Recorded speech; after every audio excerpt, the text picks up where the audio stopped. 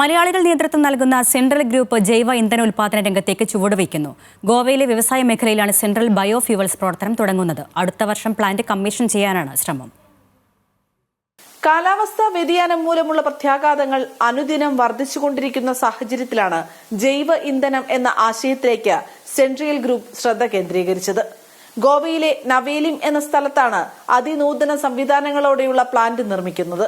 കേരളത്തിലെ വ്യാപാര വ്യവസായ രംഗത്ത് ചുരുങ്ങിയ കാലം കൊണ്ട് ശ്രദ്ധേയനായ Joby ജോർജാണ് central ബയോഫ്യൂവൽസിന്റെ MD.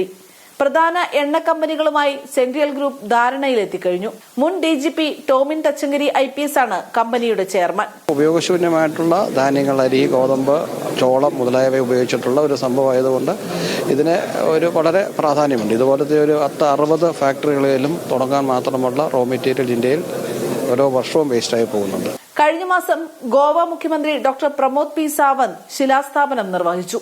Plant 2026 commission ചെയ്യുന്നതോടെ ജൈവോർജ്ജ രംഗത്തെ രാജ്യത്തിന്റെ കുതിപ്പിന് മുതൽക്കൂട്ടാകും. ന്യൂസ് മലയാളം, കൊച്ചി.